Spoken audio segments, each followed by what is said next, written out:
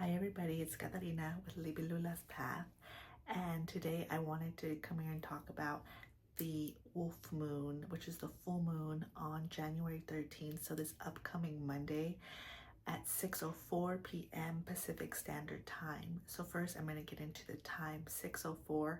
I'm very much into numerology and how everything has signs and symbols. So 6:04, 6 plus 4 adds up to 10, and 10 actually adds up to 1. So 1 represents new beginnings, everything new, cleansing anew. And that is interesting because it also is the first one, it's the first full moon of the entire year. And 2, it is the wolf moon. So it's labeled as the wolf moon, and in Native American tribes and culture, it was said that wolves were out during this time, and they were to be seen more during this time. And what does wolf medicine teach us? Native American peoples say that wolf medicine teaches us that we are our own shaman, we are our own healer, we are our own therapist, and we are our own intuitive, that the power is within us, the power of being with ourselves and being with alone. Often there's a saying, the lone wolf.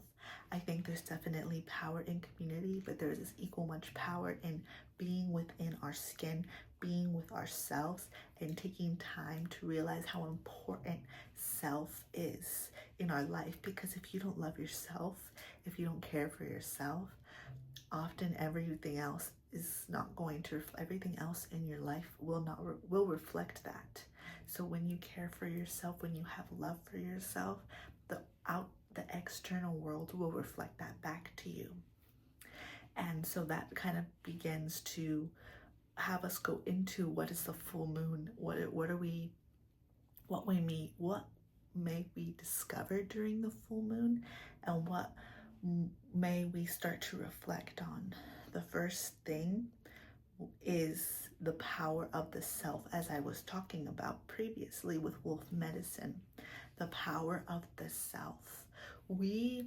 It's very much told in many different, in fitness culture, in therapy, in psychology, in spirituality, that we are our first and only obstacle in life. Only we can stop ourselves from reaching our full potential, and only we can stop ourselves from following our path. So what does that mean for us in the long term, and what does that mean for us in this full moon cycle? So reminding yourself that you have the power to do anything, but how is it that we can harness our self-strength? So that can mean really taking time to understand, what is it that you genuinely want to change this year? What is it that you genuinely want to grow towards? I believe in my new moon video, I talked about the importance of understanding what is it that we want to grow this year. But beyond resolutions, who is it that we want to become? By the end of the year, who is it that you want to be, and who is it that you want to reflect? Because the version that you are this month and this day is not going to be the version that you are tomorrow or in 2 weeks or a year. And that's empowering. It's not scary. And if it is scary, of course, honor that fear, but it's empowering because we can change ourselves at every moment. If you're having negative thoughts, if you're struggling with self-worth, I really highly recommend to remind yourself that you can change that at any moment. A minute ago, you may have thought a negative thought about yourself, or you may have said something negative, or you may have done something you weren't the most proud of, but the next moment you can choose to be empowering. You can choose an energy of love. So that's really vital here. So the power of the self, but also how can we be ourselves more? How can we be more authentic to ourselves? Is it that we talk about our passions more with others? Is it that we spend more time, we're more unapologetic about taking ourselves out on dates, or taking ourselves to that museum, or going to that fitness class, or going and taking ourselves to dinner alone? how is it that, is that something that makes you feel like you're stepping into your most authentic self? Other things, is it taking a training you always wanted to take? Is it having that conversation that you were too afraid to have with that person because you had expectations about what was to come out of that?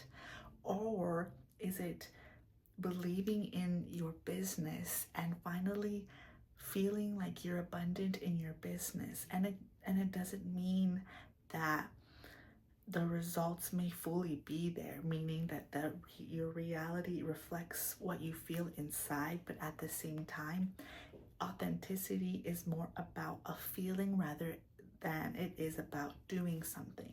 For example, if you want to dye your hair or change your clothes, of course, that may make you feel great in the moment, but in the end of the day, being authentic to who you are has so much more to do with how you feel internally and how you move through your life and your relationships.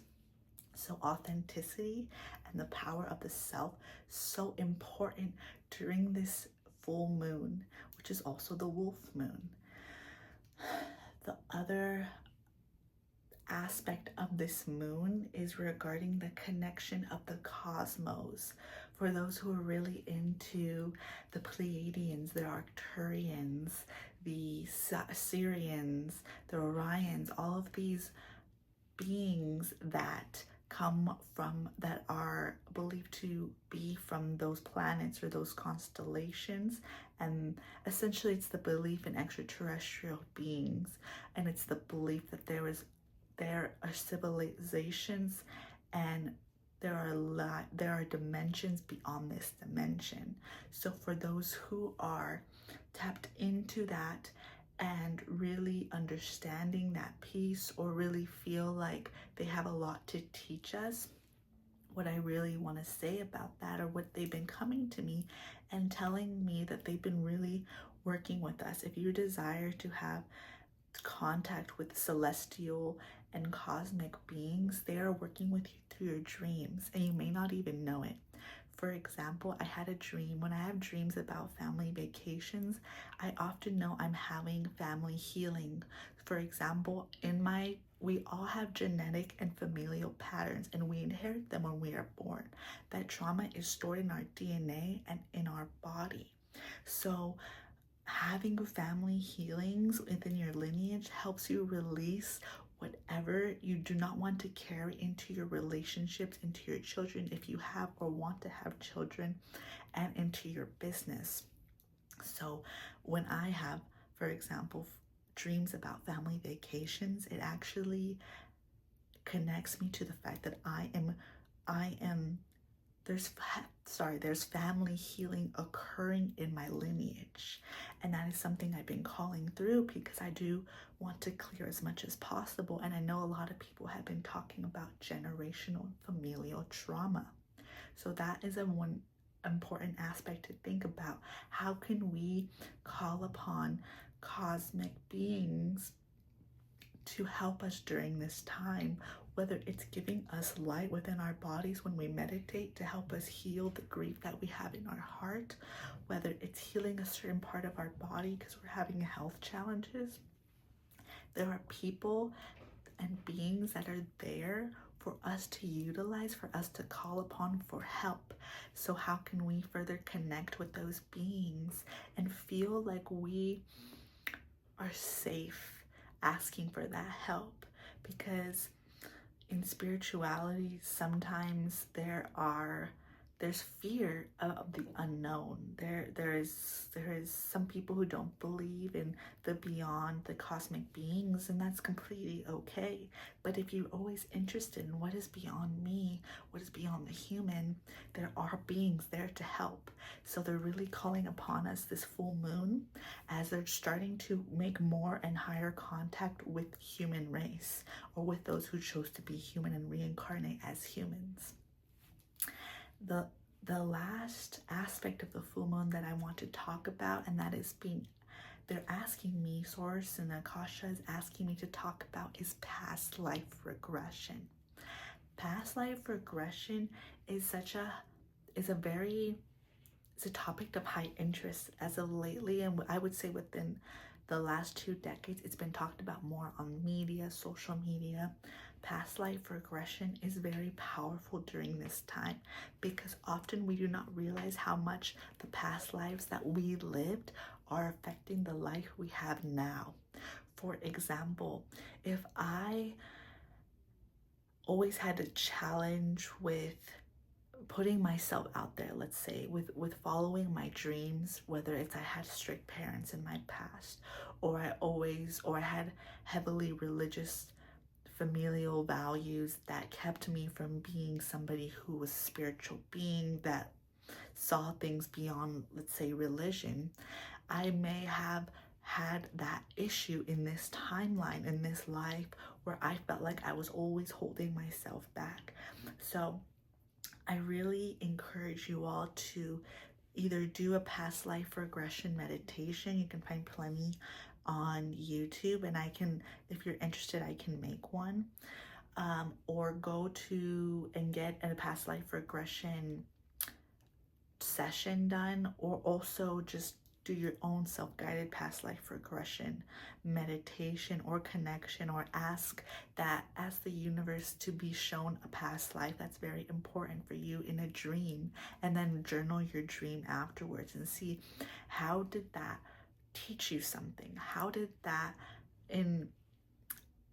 that show you where there's growth to be had, or where there are patterns that are lying within the way you speak, the way you talk, the way you move in your life, and maybe even the people and the family that you have around you. So past life regression, tapping into the multidimensionality of your soul and understanding where is it that you are challenged, or where is it that you want, what aspects of yourself do you want to break free from. Past life regression is going to be very important during this time, and they're really urging me to talk about how important it is to connect with your past self. And again, I like to mention that the past isn't necessarily the past. I see timelines as stacked on top of each other instead of past, present, future, because they all inform each other. Each aspect of who we are now, who we were, and who we will be are all interconnected and intermingling. So I will end the video here, but for those who are further interested in any particular topics, please feel free to comment down below. Or also, if you're interested in booking an Akashic record reading with me, or an energy healing with me, the link will be down below. I really appreciate you taking the time to watch this video. I hope you have a wonderful, blessed week.